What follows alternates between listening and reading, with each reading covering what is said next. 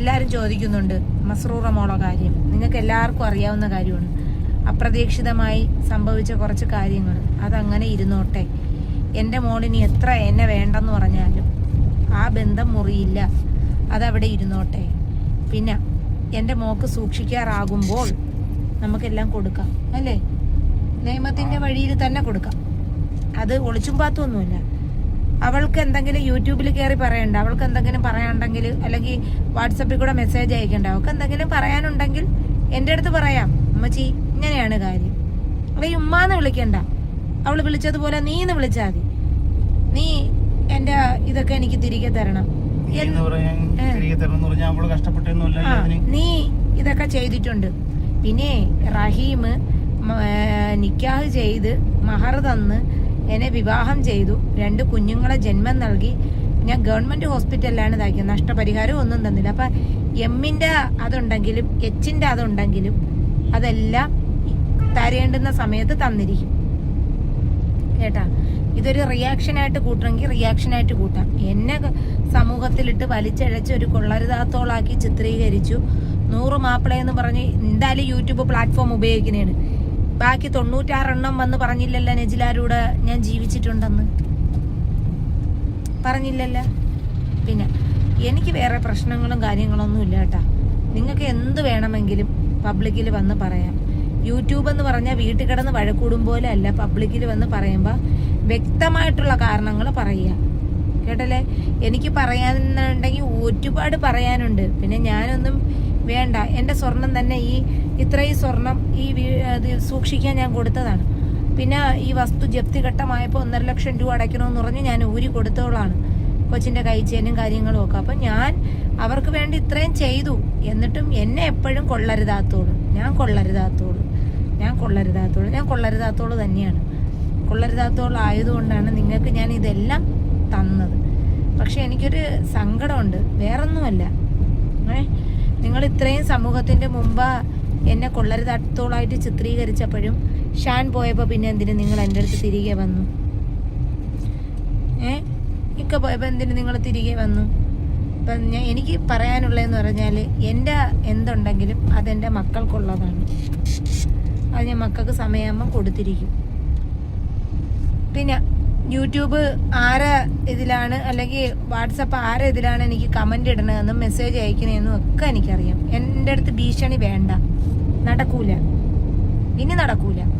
എൻ്റെ അടുത്ത് ഭീഷണി വേണ്ട, നടക്കൂല. എന്തെങ്കിലും പറയാനുണ്ടെങ്കിൽ നിങ്ങൾക്കൊരു കാര്യമുണ്ട്, കത്തായിട്ടെങ്കിലും എഴുതി എനിക്ക് തരാം. നിങ്ങൾക്ക് സംസാരിക്കാൻ വയ്യായിരുന്നെങ്കിൽ നിങ്ങൾ ഈ പബ്ലിക്കിൽ വന്നിടന്ന് പറയണെന്തിന്? നിങ്ങൾക്കൊന്നുമില്ല, അത് വേറെ കാര്യം. നിങ്ങൾ പബ്ലിക്കിൽ എത്ര നാറ്റിച്ചാലും നിങ്ങൾക്കൊരു കാര്യമുണ്ട്. നിങ്ങളെ ധാരണ എന്താണെന്ന് അറിയുമോ? ആരെങ്കിലും ഒക്കെ 10 പൈസ കൊടുക്കേ അല്ലെങ്കിൽ എന്തെങ്കിലും കൊടുക്കുകയോ ചെയ്യണമെങ്കിൽ അത് തടസ്സപ്പെടുത്തണം. ഈ ഒരു ഉദ്ദേശം മാത്രമേ ഉള്ളൂ. ഞാനേ യൂട്യൂബ് തുടങ്ങി പ്രൊമോഷൻ വർക്കെല്ലാം ചെയ്തപ്പം എൻ്റെ മക്കൾക്ക് ഡ്രസ്സ് മാത്രമേ ഞാൻ ആവശ്യപ്പെട്ടിട്ടുള്ളൂ. പൈസ ഒന്നും ആവശ്യപ്പെട്ടില്ല. ഓരോ എണ്ണത്തിന് മാത്രം ഒരു 500 സബ്ബാക്കി കൊടുക്കണതിന് മാത്രം 1000 രൂപ എനിക്ക് കിട്ടി. അതും വേറെ ഞാൻ എടുത്തൊന്നും ചെയ്യുന്നില്ല. ഞാനൊരു കൂടിയ വസ്ത്രം ധരിക്കുന്നില്ല. എങ്ങൾക്കറിയാമോ? 300 രൂപയെ കൂടുതലുള്ളൊരു ചെരുപ്പ് ഞാൻ കാലി ധരിക്കില്ല. 300 അവിടെ കൊണ്ട് നിർത്തും, അത്രേ ഉള്ളൂ. അല്ലെങ്കിൽ ഇക്കായ വേറെ ആരെങ്കിലും മേടിച്ച് തരണം എങ്കിലും ഓക്കെയാണ്, ഞാൻ എടുത്തിടും. അല്ലാതെ ഒരു ആഡംബരവും കാണിക്കുന്ന ഒരു വ്യക്തിയല്ല ഞാൻ. എൻ്റെ റബ്ബർ വിളയിലെ അവസ്ഥയൊക്കെ കണ്ടു വയ്ക്കണമെങ്കിൽ അന്ന് ഞാൻ അവിടെ വീണ് മരിച്ചു പോയാലേ ആരും അറിയൂല. ഞാൻ ഈ പിള്ളേർക്ക് വേണ്ടിയാണ് ജീവിച്ച. എനിക്കിനി ജീവിക്കണം, എൻ്റെ കൊച്ചുങ്ങളെ നല്ലോണം വളർത്തണം. എനിക്കൊരു 2 ആൺമക്കൾ ഇതാ നിൽക്കുന്നുണ്ട്. നിങ്ങളെ അമ്മക്കൊക്കെ നാണക്കേട് വരുന്നത് പോലെ തന്നെയാണ് എൻ്റെ മക്കൾക്ക് നാണക്കേട് വരുന്നത്. പിന്നെ വേറൊരു കാര്യം, നൗഫലിൻ്റെ കുട്ടിയുടെ കാര്യം.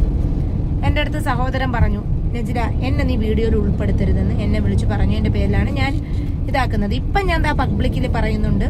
നിൻ്റെ തള്ള പബ്ലിക്കിൽ വന്നിട്ട് പറഞ്ഞു, എന്താണ് കൊച്ചിന് വളയിട്ടു. ഞാനൊരു കാര്യം പറഞ്ഞോട്ടെ, സഹോദരൻ്റെ മക്കള് പ്രസവിച്ച് ഇതാവുമ്പോഴത്തേക്ക് നമ്മൾ കൊടുക്കും, നമ്മൾ സ്വർണം അങ്ങോട്ടും ഇങ്ങോട്ടും കൊടുക്കും. അപ്പോൾ നമ്മൾ കൊടുക്കും. എൻ്റെ മസ്റൂറാക്ക് കാക്ക അന്ന് ആദ്യത്തെ ഇതിൽ മാലയാണ് അതാ എന്തോ അത് പിന്നെ കൊടുക്കേണ്ടിയും കണ്ട് വന്ന് കാക്ക മാലയിട്ടു. ഞാൻ കാക്കാരെ കൊച്ചിന് കുലിസിട്ടു. വലിയതൊന്നുമില്ല. സനോഫർ പറഞ്ഞു 1 ഗ്രാമത്തിൻ്റെ വളയിടാൻ പറഞ്ഞു. ഞാൻ ഇട്ടില്ല. ഞാൻ അറിയാതെ മുറിച്ചു മേടിച്ചിട്ട് കുലിസാനിട്ട്. അതായത് എത്ര ഗ്രാം ഉണ്ടായിരുന്നു, എന്തായാലും 1.5 ഗ്രാമിൽ കൂടുതലുണ്ട് എന്നെനിക്ക് തോന്നുന്നു. കൊളുത്തൊക്കെ ഇട്ട് കൈരളിയിൽ നിന്ന് തന്നെ വാങ്ങിയത്. ഞാൻ കൊലുസ് ഇട്ടു അവക്ക്, കാരണം അതും എൻ്റെ മോളാണ്. ഞാൻ ഇന്നുവരെ ഒരു വേറ്റീർത്തിയും കാണിച്ചിട്ടില്ല. നിങ്ങൾ ഈ തമ്മി തല്ലിക്കാൻ വേണ്ടി കിടന്ന് ഈ അത് ഇട്ട് ഇത് ഇട്ട്, പിന്നെ മുഷ്താഖ് മോൻ്റെ മിഫ്സൽ മോൻ്റെ മുടിയിലെ സ്വർണം, അല്ല മുഷ്താഖ് മോൻ്റെ മുടിയിലെ സ്വർണം കൊടുത്ത് അവർക്ക് 1 ഗ്രാത്തിൻ്റെ ഞാനൊരു നീയത്താക്കിയായിരുന്നു പാവപ്പെട്ട ഒരാൾക്ക് കൊടുക്കാമെന്ന്. അങ്ങനെ ഞാൻ കൊടുത്തിട്ടുണ്ട്. ഹലോ ഗൈസ്, അപ്പോൾ വീഡിയോ ഫുൾ വാച്ച് ചെയ്തല്ലോ അല്ലേ? പിന്നെ എന്താ പറയുക, ഒരുപാടായിട്ട് അവരെ വീഡിയോ ഒക്കെ റിയാക്ട് ചെയ്തിട്ട്.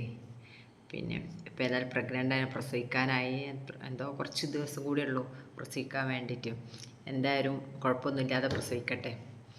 പിന്നെ മോളെ കുറിച്ച് പറയേണ്ട വേവലാതിയൊക്കെ ഉണ്ട്, പാവം. എങ്ങനെ ആയാലും മക്കളല്ലേ, എന്ത് തെറ്റ് ചെയ്താലും മക്കളല്ലാതായിരിക്കില്ലല്ലോ. ചെറിയ മോളല്ലേ, വിവരമില്ലായ്മ കൊണ്ടാണ്, ക്ഷമിക്കുക. അത് മാത്രമേ പനേച്ചിലാണ് എന്നോട് പറയാനുള്ളൂ. പിന്നെ ഓളോട് മഷ്റൂം മോളോട് എന്താ ഓരോരുത്തർ ഓരോന്ന് പറഞ്ഞു കൊടുക്കുമ്പോൾ അതായിരിക്കും സത്യം എന്ന് കരുതായിരിക്കും. എത്ര പക്വത ഉണ്ട് എന്നൊക്കെ പറഞ്ഞാലും ചെറിയ മക്കൾ, ഏതായാലും 10, 13, 14 വയസ്സായ മോളല്ലേ, അപ്പോൾ അത്രേ അറിയുള്ളൂ. ഏതായാലും തിരിച്ചു വരും, ഒരു പേടിയും പേടിക്കണ്ട. പക്വതെത്തി തെറ്റ് ചെയ്ത് ശരി ചെയ്ത് എന്ന് തിരിച്ചറിയേണ്ട ഒരു പ്രായത്വമല്ലോ. അപ്പോൾ തീർച്ചയായിട്ടും നമ്മൾ തിരിച്ചു വരും. എന്തായാലും നീ നിൻ്റെ ആരോഗ്യം ശ്രദ്ധിക്കുക, ഇപ്പോൾ ഇമ്പോർട്ടൻ്റ് ആയിട്ടുള്ളതാണ്. വേറെ ടെൻഷനും കാര്യങ്ങളൊന്നും പറ്റും. ഒരു കുഞ്ഞിനെ വയറ്റി വെച്ചാൽ ഇത്രയും ടെൻഷനും കാര്യങ്ങളൊക്കെ അനുഭവിക്കുക എന്ന് പറഞ്ഞ് എന്താ പറയുക, വല്ലാത്തൊരവസ്ഥയാണ് കേട്ടോ. ഒരുപാട് ടെൻഷനും കാര്യങ്ങളൊക്കെ ആയിട്ട്, പിന്നെ അതൊക്കെ നമ്മൾ മക്കളെ ബാധിക്കും എന്നുള്ളതാണ്. നമ്മൾ പ്രഗ്നൻ്റ് ആയിരിക്കുമ്പം ടെൻഷൻ, നമ്മൾ ഹാപ്പി മൂഡിലായിരിക്കണം എപ്പോഴും. കാരണം നമ്മൾ ഹോർമോൺ ചേഞ്ചൊക്കെ വരുന്ന സമയമാണത്. അപ്പോൾ നമ്മൾ ഈ അമ്മമാർ എന്തൊക്കെ അനുഭവിക്കുന്നുണ്ട് അതൊക്കെ മക്കളെ എഫക്റ്റ് ചെയ്യും എന്നുള്ളതാണ്. കാരണം എന്താ, നമ്മളെ ശരീരത്തിലാണല്ലോ മക്കളുള്ളത്, നമ്മളെ വയറ്റിലാണല്ലോ. അപ്പോൾ പിന്നെ മക്കളെ എഫക്റ്റ് ചെയ്യാതിരിക്കൂലല്ലോ, ഉറപ്പായിട്ടും. ഏതായാലും ഒരു കുഴപ്പമില്ലാതെ പ്രസവിക്കട്ടെ, അത്ര മാത്രമേ ഇപ്പോൾ പറയാനുള്ളൂ.